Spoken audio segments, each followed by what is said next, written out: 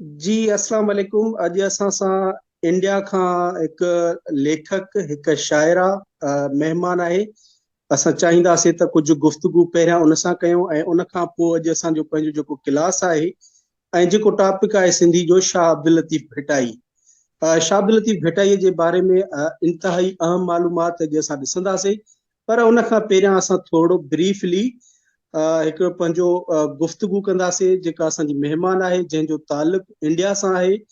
त मां हाणे जी माया, तव्हां पंहिंजो तारुफ़ असांखे ब्रीफली कराइजो असां सभिनी खे, ताकी असां जी तव्हांजे तारुफ़ खां आशना थी वञूं। जी जीअं त तव्हां ॿुधायव, सभिनी खे ॿुधायव, मुंहिंजो नालो माया वसंदाणी इंडल अठ आहे। मां इंडिया मां राजस्थान जे जयपुर डिस्ट्रिक्ट मां बिलोंग कंदी आहियां, जेका जयपुर कैपिटल आहे। तव्हां ॿुधो हूंदो, पिंक सिटी। मां उतां बिलोंग कंदी आहियां। मां हिते एजुकेशन में BSc, MBA HR, MBA finance ऐं उन खां पोइ सीए ऐं सिंधीअ में एमए वग़ैरह कयो आहे। ऐं मां पहिरीं प्रोफेसर हुअमि कंहिं कॉलेज में। मां हिते पढ़ाईंदी हुयमि, आईएमएस कॉलेज में एमबीए स्टूडेंट्स खे पढ़ाईंदी हुअमि। ऐं उन खां पोइ वरी हींअर सिंधी लैंग्वेज में मां पार्लियामेंट ऑफ इंडिया दिल्ली में बाईलिंग्विस्ट जो कमु कंदी आहियां। मतिलबु हू हिंदीअ में ॻाल्हाईंदा आहिनि त मां उनखे सिंधीअ में ॻाल्हाईंदी वेंदी आहियां।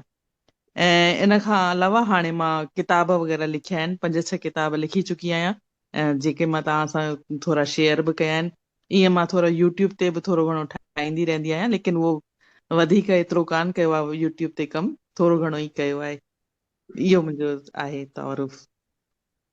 माया, वॾी महिरबानी तव्हांजी, तव्हां शॉर्ट पंहिंजो तारुफ़ करायो। मां चाहींदुसि त तव्हां जेके किताब लिखिया आहिनि उन्हनि जा कुझु असांजे शागिर्दनि खे नाला ॿुधायो, ताकी थोरो असांखे किताबनि जो आइडिया थी वञे। हिकिड़ो किताब जेको मां पहिरियों लिखियो, उहो सिंधी पहाका ऐं इस्तिलाह, भाङो 1। उन में उहो पाकिस्तान में बि चवनि था चङो हले पियो। मूंसां घणनि ई यूट्यूबर्स बि घुरायो हो ऐं कंहिं रिसर्च स्कॉलर्स बि घुरायो हो। त उन में पहाकनि छा थींदा आहिनि, इस्तिलाह छा थींदा आहिनि, ॿिन्हिनि में छा डिफरेंस थींदो आहे, इहो टॉपिक जेको बुनियादी ॼाण वारो टॉपिक हो, उहो कंहिं बि अॼु ताईं कंहिं बि लेखक कान लिखियो आहे। पोइ वरी बाक़ी जेके ॿिया हुआ, उनमें पहाका, उन्हनि जी सम्झाणी, उनजो अर्थ छा आहे, उनजो मीनिंग छा आहे, उहो सभु लिखी करे पहिरियों किताब लिखियमि। उन पार्ट 2 बि हाणे कढियो अथमि। ऐं उन खां पोइ 2 किताब मां सिंधी हाइकूअ ते कढिया आहिनि, ऐं जेको हिकिड़ो सिंध सलामत ते बि लॻल अथव। तव्हां भले उहो शेयर करे छॾिजो, तव्हां उन्हनि खे, जेका मां तव्हांखे लिंक शेयर कई हुई। हुनजे अलावा ई बुक्स में बि मां उहे किताब चाढ़े रखिया आहिनि। ऐं उन खां पोइ हिकिड़ो मां नंढो नॉवल हो, बाल उपन्यास, उन जो बि मां तर्जुमो कयो आहे। ऐं उन खां पोइ ॿिया किताब मुंहिंजा हींअर इन प्रोसेस आहिनि, जंहिंमें हिकिड़ो किताब हले पियो नेट जेआरएफ लाइ। जीअं तव्हां लेक्चररशिप लाइ हिकिड़ो इम्तिहान पास करणो पवंदो आहे, त हिते उनखे नेट चवंदा आहिनि, UGC NET, national eligibility test. उहो बि कॉम्पिटिशन एग्ज़ाम आहे। त मां उन जे लाइ हिकिड़ो किताब लिखां पई, उहो वॾो किताब आहे सम्झो। उहो हींअर इन प्रोसेस हले पियो। अच्छा, तमामु बहितरीनु। तव्हांजी ॾाढी हिकिड़ी जदोजहद आहे, काविश आहे। एतिरे मसरूफ़ वक़्त में किताब लिखणु अॼुकल्ह जे दौर में हिकु वॾी ॻाल्हि आहे, वॾी माना रखे थो। अच्छा, तव्हां खां थोरी हिकिड़ो मुंहिंजो इहो सवाल, त इंडिया में जीअं असां हिते पाकिस्तान जा 4 सूबा आहिनि, 4 प्रोविंसिस आहिनि। उन्हनि में हिकिड़ो प्रोविंस आहे सिंध, जिते सिंधी फ़क़ति ॻाल्हाई वेंदी आहे। ॿियूं ॿोलियूं बि ॻाल्हाई वेंदियूं आहिनि, पर अक्सर जेका नेटिव आहे हितां जी, उहा सिंधी आहे। इंडिया में कहिड़े रीजन्स में सिंधी ॻाल्हाई वेंदी आहे? ईअं को प्रोविंस हिते त तव्हांखे ख़बर आहे कि इंडिया में कोई सिंधीअ जहिड़ो कोई प्रोविंस त ईअं को आहे कान। पर वधि में वधि जेके सिंधी आहिनि उहे गुजरात, अहमदाबाद आहे, उते मिलंदा आहिनि। बड़ौदा, अहमदाबाद, उते मिलंदा आहिनि। कल्याण, उल्हासनगर महाराष्ट्र में आहे, उते मिलंदा आहिनि। ऐं उन खां पोइ वरी राजस्थान जे जयपुर में बि, अजमेर में, इते मिलंदा आहिनि। ईअं छा आहे, हिते टिड़ियल पखड़ियल सिंधी आहिनि। बाक़ी ईअं सेंट्रलाइज़्ड हिकु कोई स्टेट असांखे कान मिलियो आहे। असां अॼु बि टिड़ियल पखड़ियल आहियूं। ऐं ॾुखियो ई आहे कि कोई प्रोविंस मिले हिते। त इहा ॻाल्हि आहे। हा, टिड़ियल पखड़ियल भले सिंधी हुजनि, जिते बि हुजनि, सिंधियुनि जी दिलि में सिंधियुनि जे लाइ हमेशह उहा ई जाइ हूंदी आहे। उहो ई हम्म, मक़ाम हूंदो आहे, उहे गोया ईअं सम्झंदा आहिनि त असां गॾु आहियूं। जी अच्छा जी माया, हू मां त तव्हां खां हिकु ॿियो जी सवाल पुछंदुसि त जी इंडिया में जीअं कॉलेजिस में, स्कूलनि में जेके दर्सी किताब पढ़ाया वेंदा आहिनि, जी as a subject Sindhi government जे तरफ़ां बि उन्हनि में को एज़ अ सब्जेक्ट सिंधी बि इंक्लूड आहे या न? जी आहे। सिंधी सब्जेक्ट उन्हनि में इंक्लूड आहे, पर हिते छा आहे कि गवर्नमेंट स्कूलनि में ई छो त सिंधी थी हले, प्राइवेट स्कूलनि में कंपलसरी लैंग्वेज जे रूप में कोन आहे, या थर्ड लैंग्वेज जे रूप में बि अञा कोन आहे। त इन करे गवर्नमेंट स्कूल में ॿार सिंधी नथा पिया वञनि, छो त सिंधी हिते चङो पैसे वारा आहिनि ऐं गवर्नमेंट स्कूल में अचनि था तमामु मतिलबु ग़रीब, त उते हुननि सां हुननि जी कंपनी वेही नथी पई सघे। इन जे करे गवर्नमेंट स्कूल में सिंधी ॿार तव्हांखे हिकिड़ो बि नथो पियो मिले। इहा हिकु अफ़सोस जी ॻाल्हि आहे। घटि में घटि राजस्थान, जयपुर, अजमेर में त इहा ई हालत आहे। कुझु स्कूल उल्हासनगर में मां ॿुधो आहे उते आहिनि, ऐं उते ॿार सिंधी पढ़ंदा बि आहिनि। उल्हासनगर अच्छा कल्याण में उते आहिनि, उते पढ़ंदा बि आहिनि। अच्छा, तमामु बहितरीन। अच्छा, ॿिया के असांजा जेके इंडिया जा, जीअं पाकिस्तान में इंडिया अदाकार आहिनि या इंडिया जा खिलाड़ी आहिनि कंहिं बि गेम जा, मशहूरु जी मशहूरु खिलाड़ी, उन्हनि में हम्म कहिड़ा सिंधी आहिनि? का तव्हांखे ॼाण त हूंदी त हीउ जेको अदाकार आहे या हीउ जेको प्लेयर आहे इहो हम्म सिंधी आहे, थोरो इन जे बारे में अगरि तव्हांखे नॉलेज हुजे त। प्लेयर सिंधी त इहो हीरानी जेको रही चुको उहो त तमामु पुराणो। ऐं हींअर अदाकारनि में हींअर जेको रणबीर सिंह आहे उहो सिंधी आहे। रणबीर सिंह तव्हां नालो ॿुधो हूंदो, जंहिंजी हींअर जी जी, शादी थी बिल्कुलु दीपिका बिल्कुलु पादुकोण बिल्कुलु सां, ॿुधो। त उहो सिंधी आहे। या जेको ॿिया घणेई आहिनि, गोविंद नहलाणी आहे, डायरेक्टर आहिनि, घणेई आहिनि। जंहिं शोले फिल्म ठाही उन जो बि डायरेक्टर सिंधी आहे। सिंधी त ईअं त इलाही आहिनि, वॾनि वॾनि मुक़ामनि ते सिंधी वेठल आहिनि। हर फील्ड में आहिनि, न ख़ाली फिल्मनि में या स्पोर्ट्स में। स्पोर्ट्स में सिंधु जेका हींअर वई उहा बि सिंधियाणी आहे। ऐं इलाही मां ॿुधो आहे कल्पना चावला उहा बि सिंधियाणी आहे, जेका स्पेस में वई उनजी पोइ डेथ थी वई। त इहे घणेई आहिनि सिंधी, त हिते सुठे सुठे मुक़ामनि ते वेठल आहिनि ऐं वॾे उहिदे में पॉलिटिक्स में बि आहिनि। शंकर लालवानी आहे, उहो हितां जो बीजेपीअ जो आहे, उहो बि सिंधी आहे, शंकर लालवानी। घणेई आहिनि सिंधी हिते। अच्छा, सही सही। अच्छा, इहो मूंखे हाणे ॿुधाइजो त हम्म इंडिया मां के जेके मशहूरु अॼुकल्ह जा, या वरी पास्ट में असां आज़ादी खां पहिरियां जी ॻाल्हि नथा कयूं, आज़ादी खां पोइ हम्म इंडिया में अदबी शख़्सियतूं, चाहे उहो शाइर हुजे, चाहे उहो नाविल निगार हुजे या ड्रामा निगार हुजे, इंडिया में हम्म कहिड़ियूं अॼुकल्ह तव्हां वटि जेके आहिनि मशहूरु लेखक आहिनि? इंडिया में मशहूरु सिंधी लेखक, लेखक। जी जी, सिंधी लेखक आहिनि। हिन में मां पहिरियों नंबर ॻणी थी सघां खीमन यू मुलाणी। उन्हनि खे 3 साहित्य अकादमी मिलियल आहिनि। इहे मध्य प्रदेश बैरागढ़ सां बिलोंग कंदा आहिनि। ऐं उन खां पोइ ढोलण राही, इन्हनि खे बि 3 साहित्य अकादमीअ जा अलॻि अलॻि विधाउनि ते, अलॻि अलॻि सिन्फ़ुनि ते पुरस्कार मिली चुका आहिनि। इहे अजमेर सां आहिनि। इन खां पोइ तव्हां ॻणंदा जगदीश लछाणी, तव्हां उन्हनि जो नालो ॿुधो हूंदो। उन्हनि खे बि पाकिस्तान जो बि अवॉर्ड मिली चुको आहे, PhD कयल आहिनि। उन खां पोइ हूंदराज दुखायल, जंहिंखे हिन भेरे हींअर साहित्य अकादमीअ जो पुरस्कार मिलियल आहे, डॉक्टर कमला गोकलाणी, डॉक्टर भगवान अटलाणी। ऐं ॿिए जेके साहित्यकार आहिनि, मोहन हिमथाणी, इहे साहित्यकार आहिनि। हरी दिलगीर, नारायण श्याम, ख़ैर सुञाणींदा हूंदा, विरहाङे खां पोइ बि इहे रहिया। जी जी जी नारायण जी, श्याम, बिल्कुलु। इहे हा, इहे सभु हींअर साहित्यकार जेके हींअर अच्छा जीवित आहिनि, मां उन्हनि जा नाला इहे खयां आहिनि। घणो करे जीवित आहिनि, हिकु ॿिया हाली हुजनि, बाक़ी सभई जीवित ई आहिनि, हींअर बि लाइव आहिनि, मतिलबु अलाइव आहिनि। त इहे हितां जा इंडियन साहित्यकार आहिनि। अच्छा, ॿियो जेको सिंधी पढ़ायो थो वञे स्कूलनि में, त जी उहो सिंधी जेका आहे उनजो स्क्रिप्ट देवनागरी आहे या अरबिक आहे उनजो? जी, हिते त देवनागरी आहे। अरेबिक हिते देवनागरी। ॿार कोन पढ़ंदा आहिनि। न को त जेके हींअर हींअर थोरो अ, माण्हुनि शुरू कई आहे, पर अरबीअ में इंट्रस्ट नथा पिया वठनि।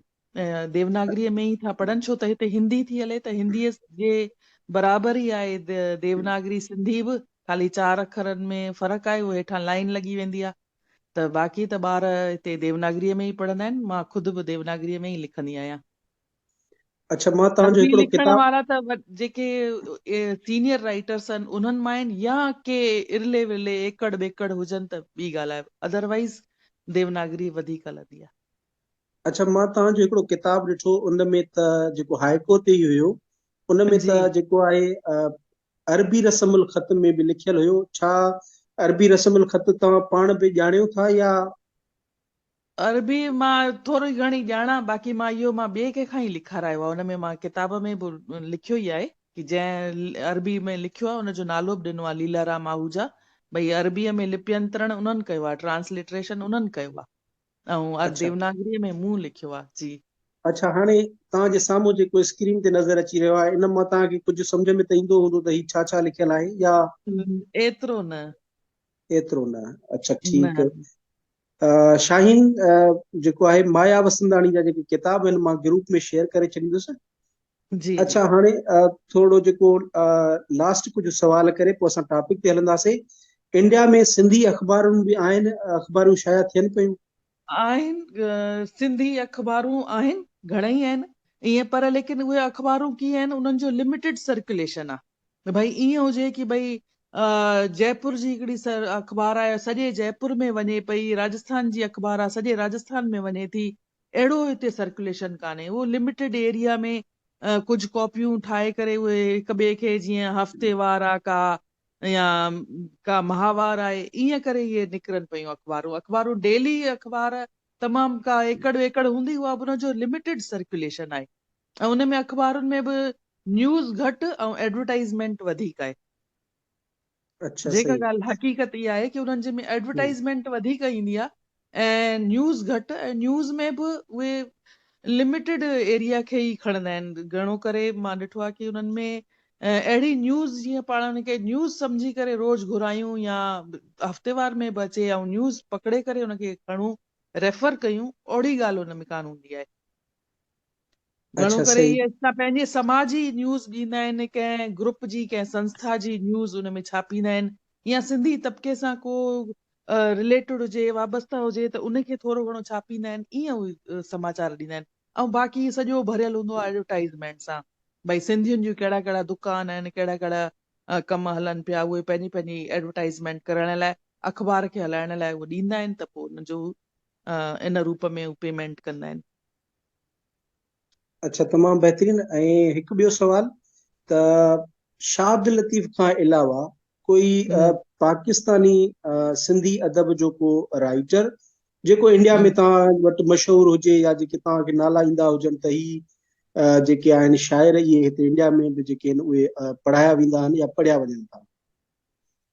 शाह अब्दुल लतीफ़ भिटाई जो शाह जो रिसालो असां पढ़ंदा आहियूं। बाक़ी उनजे अलावा जेके ॿियनि जा कलाम आहिनि, उहे तमामु थोरे में उन्हनि जो ब्रीफ इंट्रोडक्शन पढ़ंदा आहियूं असां। जीअं काज़ी कादन आहे, जीअं रोहल फ़कीर आहे, इहे जेके बि आहिनि उन में आया आहिनि, उन जी भक्ति काल में जेके बि आया, भक्ति दौर में जेके बि आया, त उन्हनि जे बारे में हिकिड़ो ब्रीफ इंट्रोडक्शन, यानी कि उन्हनि जो परिचय, सुञाणप असां पढ़ंदा आहियूं। उन्हनि जे को मिसाल हिकु अधु ॾेई छॾींदा आहिनि, ॿ चारि मिसालूं ॾेई छॾींदा आहिनि। भई हिननि भक्तीअ ते हिननि हीअं लिखियो, हिननि ईश्वर ते, भॻवान ते उन्हनि हीअं लिखियो आहे, हिंदू मुस्लिम एकता ते हुननि हीअं लिखियो आहे, ईअं मिसाल करे पढ़ंदा आहियूं। अलॻि सां को रिसालो कंहिं बि ॿिए कंहिंजो कान्हे, हिकिड़ो शाह जे रिसाले जे अलावा। सही। मानूर, मां तव्हांखे मौक़ो ॾींदुसि। बसि मुंहिंजा जेके आहिनि सवाल तक़रीबन ख़तमु थियण ते आहिनि। अच्छा माया, तव्हांजो जेको पसंदि जो को सिंधी नाविल या सिंधी ड्रामो तव्हांजी पसंदि जो?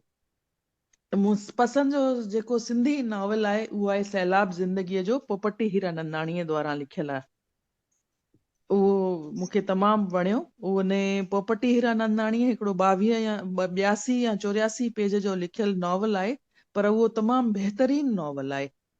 उनमें उन घणेई कुझु जेको बि आहे उन कवर करण जी पूरी पूरी कोशिशि कई अथई। सिंध जे बारे में ॿुधायो अथई, सिंध जे खां पोइ विरहाङो थियो, कीअं हू इंडिया में आया, इंडिया में उन्हनि खे कहिड़ी कहिड़ी तकलीफ़ूं रहियूं, पोइ कीअं उहा वॾी थी थिए, आख़िर में उहा ॿुढी थी थिए, ॿुढी थियण ते उनजा ॿार उनखे वृद्धाश्रम में छॾे था अचनिसि, त उन औरत जो हर रूप जो उन बयां कयो आहे, ॾेखारियो आहे जी उनमें। जी पोपटी हीरानंदाणी जा तक़रीबन नाविल जेके आहिनि उहे औरत जे इर्द गिर्द ई फिरनि था पिया। जी जी जी। ऐं ॿियो सवाल त सिंधी मौसीक़ी जेका आहे हा छा पाकिस्तानी मौसीक़ी बि जीअं तव्हां मूंखे पहिरियां बि तव्हां मुंहिंजो कॉल ते ॿुधायो त सिंधी जा हा जेके यूट्यूब चैनल तव्हां विज़िट कयो था पाकिस्तान में त मोस्टली तव्हांखे मौसीक़ी मिले थी पई, जी को अहिड़ो अदब जो तव्हांखे तलाश हुई ऐं इन जे करे तव्हांजी मूंसां बि हेलो आहे थी। त जी सिंधी मौसीक़ी जेका आहे पाकिस्तानी सिंधी मौसीक़ी उहा छा इंडिया में बि ॿुधी वञे थी या बिल्कुलु एतिरी न? तमामु घणी ॿुधी वेंदी आहे। जी जी, तमामु तमामु ॿुधी वेंदी आहे। माण्हू हुनजी साराह कंदा आहिनि, वीडियोस शेयर कंदा आहिनि, हिक ॿिए खे ॾींदा आहिनि। असां ख़ूब चाव सां ॿुधंदा आहियूं ऐं हिक ॿिए खे शेयर कंदा आहियूं। तव्हांखे फेसबुक ते बि मिली वेंदा, मुंहिंजा फेसबुक ते पेज बि ठहियल आहे, तव्हांखे इलाही हुन में मिली वेंदा। तव्हांजे पाकिस्तान जा कॉमेडी वीडियोस बि मिली वेंदा। उतां जा ई घणा वीडियो सिंधी जा हिते वधीक था हलनि। मां सम्झां थी उते अलाए केतिरा था हलनि, पर हिते वधीक हलंदा आहिनि। अच्छा तव्हांखे सही सही ॿुधी करे ख़ुशी बि थींदी ऐं हैरानी बि थींदी, हिते वधीक हलंदा आहिनि। सही सही। बहरहाल मां त तव्हांखे चवंदुसि मुंहिंजे यूट्यूब चैनल जी बि तव्हांखे भारत हुजे थोरो ऐं इंडिया में असांखे प्रोमोट कजो।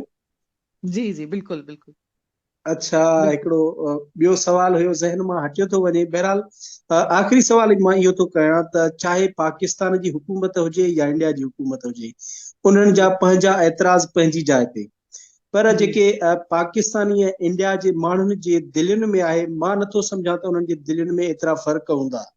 छो त किथे बि कान हूंदा आहिनि। जी चओ हा, हा चओ चओ इहो तव्हां। इहो ऐं अक्सर मशहूर बि आहे त पाकिस्तान ऐं इंडिया जा माण्हू हिक ॿिए खे चाहिनि था। तव्हां इन जो अंदाज़ो इन में लॻाए था सघो त हुतां जी केतिरी मीडिया ॿिए में ॾिठी थी वञे ऐं ॿिए मुल्क जी ॿिए में थी ॾिठी वञे। ऐं असांजी दुआ आहे त इहे हुकूमतूं बि जेके आहिनि उहे पंहिंजा जेके दिलनि में या जेके पंहिंजा एतिराज़ आहिनि उहे कढी करे हिकु प्यार अमन ऐं शांती सां अॻिते जेको आहे पंहिंजे हिन रिलेशन्स खे कैरी ऑन करनि त बहितर थींदो। जी हा, इहे जेके बि ॻाल्हियूं आहिनि इहे सियासी ॻाल्हियूं थींदियूं आहिनि। एक्चुअली माण्हुनि में कॾहिं बि मां त कान ॾिठो आहे कि आम जनता जेका हुजे, कॉमन पब्लिक हुजे, हुननि में के मन भेद बि हुजे। पर इहे सियासी ॻाल्हियूं हूंदियूं आहिनि ऐं सियासी मुद्दनि ते पाण छा ॻाल्हायूं। त बिल्कुलु जेके बि आहे, हा, इहे हुकूमत त हिकिड़ो सियासी मुद्दो थी वियो न। त बाक़ी आम जेका कॉमन पब्लिक थींदी आहे हुननि जे मन में कॾहिं बि कुझु कान रहंदो आहे। भले पाड़े में केर बि रहे, भले असां जिते वर्क प्लेस आहे उते केर बि अची थो वञे, कहिड़ी बि क़ौम जो आहे, त उहो असां त भाउ भेण थी करे ई रहंदा आहियूं न, भाउ भाउ थी करे ई रहंदा आहियूं न। आम बिल्कुलु तव्हां सही था कॉमन चओ। पब्लिक जे मन में कॾहिं बि कुझु बि कान हूंदो आहे। इहे सियासी मुद्दो आहे खाली। सही। सायरा सायरा कह रही है कि कुछ उर्दू में बात करें, तो सायरा जी जो हमारा क्लास है, जो मेरी हमारी आज की मेहमान है, वो राइटर है, इंडियन राइटर है और वो स्पेशली की है। तो आज क्लास भी सिंधी की थी तो मैंने चाहा कि उनसे सिंधी में बात करें। अभी मैं चाहूंगा कि कुछ और जो हमारे स्टूडेंट्स हैं वो ब्रीफली, अब सारों के तो सवाल के जवाबात हम नहीं दे पाएंगे, लेकिन मानूर आप शुरू करें, कोई सवाल है तो आप पूछें मैम से।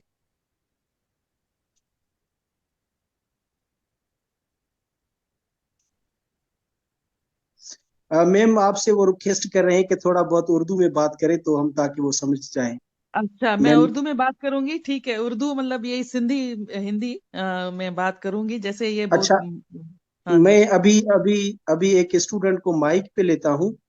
जी जी तो आप महानूर रिक्वेस्ट एक्सेप्ट कीजिएगा। सर नहीं आई। हाँ आई, अभी अभी आई है, बात करें अभी। अस्सलाम वालेकुम मैम। अस्सलाम वालेकुम सर। हाँ हाँ जी, Ma'am, Namaste. thank you so much for joining us. We are very glad that you join us. You give us your precious time. Ma'am मुझे एक ये सवाल आहे। मां भी हिते सिंध सां तालुक़ रखां थी, सखर शहर मां आहियां। मुंहिंजी हम्म ॿोली आहे सिंधी। मैम हिकु क्वेश्चन आहे तव्हां खां इहो त हुते जीअं तव्हां चयो त शाह लतीफ़ साईं जी पोइट्री हुते पढ़ाई वेंदी आहे, त मैम मूंखे जी इहा ॻाल्हि सम्झ में न आई, छो त तव्हां जेको आहे न हिते हाणे वारी जेकी सिंधी जेकी तव्हां ॾिठी असां जेके पढ़ूं था उहा अरबिक हुन में पैटर्न में आहे। तव्हां छा हुते पोइ हुते जेका ॿार सिंधी में पढ़नि था त उहा हिंदी पैटर्न में आहे? हाँ, देवनागरी पैटर्न में आहे ट्रांसलिटरेटेड कयल असांखे कॉपी मिलियल आहे, उन्हनि लिखियो आहे अच्छा प्रोफेसर लक्ष्मण हरद्वाणीअ द्वारा जी जी ट्रांसलिटरेशन कयल देवनागरीअ में ई असां पढ़ंदा आहियूं। अच्छा मैम। मैम जीअं हुते सुरमिन में शाह साईं जेको आहे मूमल राणो जो जीअं ज़िक्र थी वियो, ससी पुनू जो, पोइ हुतां जे ॿारनि इहो पढ़ियो आहे छा? उहे बिल्कुलु फैसिनेट थींदा आहिनि त बिल्कुलु पुराणी सिंध जी इहा हिस्ट्री बिल्कुलु आहे? बिल्कुलु पढ़ंदा आहिनि, हिननि ते घणा ई किताब लिखियल आहिनि, घणेई लिटरेचर तव्हांखे शाह साईं जी सूरमिन जे मथां, हिननि जे मथां टीवी एपिसोड्स ठहियल आहिनि, इलाही कुझु ठहियल आहे हिते। शाह अच्छा साईं खे असां ॾाढो दिलि सां पढ़ण वारा हिते ॾाढा आहिनि। मतिलबु उहो जेको असांजा जेके राइटर्स आहिनि, उहो शाह साईं जो नालो ॿुधी त तमामु इमोशनल थी वेंदा आहिनि, ऐं ईअं दिलि वाह, मां ॼण रूह मां हुननि जे लफ़्ज़ निकिरंदा आहिनि, उहे तो शब्द बि ॾाढो ज़ुबान मां प्यारो। न निकिरंदा आहिनि, उहे रूह मां निकिरंदा आहिनि। वाह माशाल्लाह। ऐं मैम हिकु इहो लास्ट क्वेश्चन इहो त तव्हां पंहिंजे प्रेज़ेंट कंहिं सिंधी फेवरेट जेको आहे सिंगर जो नालो कोई ॿुधायो? जीअं आबिदा परवीन थी वई, हितां पाकिस्तानी कोई तव्हांजी फेवरेट हुजे, या कोई मेल या फीमेल, बस इहा मां ई। आबिदा परवीन जी खे डेली ॿुधंदी आहियां, तव्हां हैरान थी वेंदा, मुंहिंजो डेली मुंहिंजो आबिदा परवीन मुंहिंजे घर में रोज़ हलंदो अथव।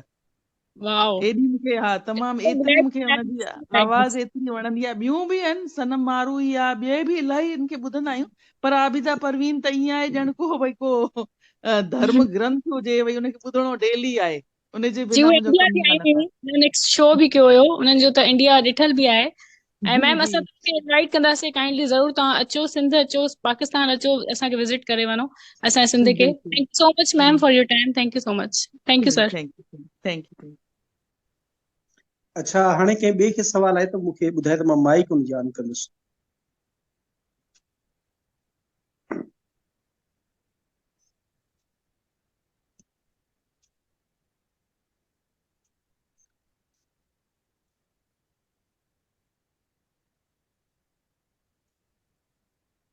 शाहीन, शाहीन की मैं माइक ऑन करता हूं अभी।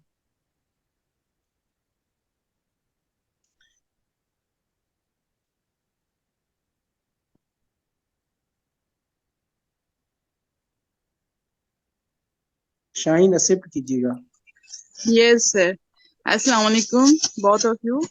Ma'am, thank you hmm, for your precious time. Nice to talk to you. You are very cool and humble. I want to ask a question about the interview. Please give us some tips for conducting interview. And you are a successful person.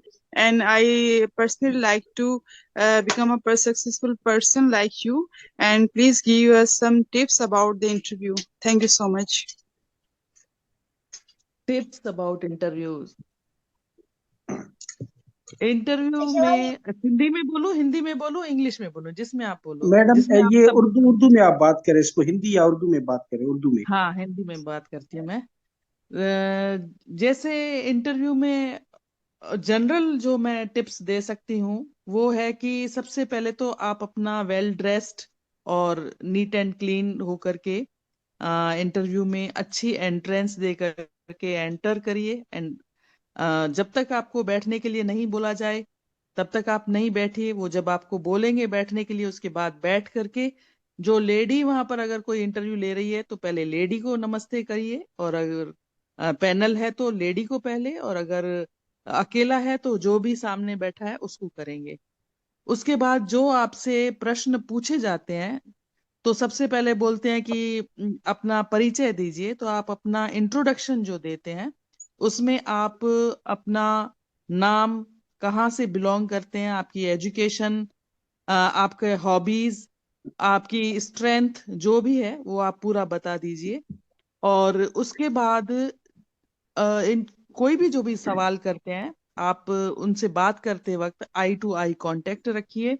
अगर आपको नहीं आता है कोई question तो wrong answer मत दीजिए और सॉरी कह दीजिए, लेकिन रॉन्ग आंसर कभी भी मत दीजिए। अगर आपके उनसे ओपिनियन मिसमैच हो रहे हैं, उनसे आपके विचार नहीं मैच हो रहे, तो आप उनसे बहस मत कीजिए। ये एक टिप है। और इतना ही, मैं अभी इतना ही बोल सकती हूँ। अच्छा जी, किसी जनरल है ये, और का बिल्कुल कोई और जनरल है सवाल जी। हो तो?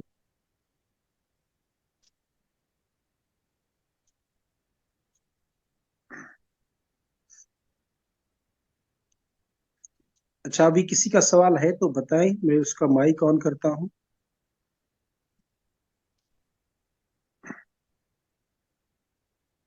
अच्छा, मैडम माया, जी। तव्हां जो मां यूट्यूब ते ॿुधो, तव्हां थोरो सिंगिंग बि पाण कयो पिया, थोरो अगरि पॉसिबल हुजे का साखी वग़ैरह तव्हां ॿुधायो पिया, उहो थोरो हा, साखी। हा थोरो ॿुधायो अच्छा, असांखे त तमामु बहितरीनु। अ, साखियूं कहिड़ियूं?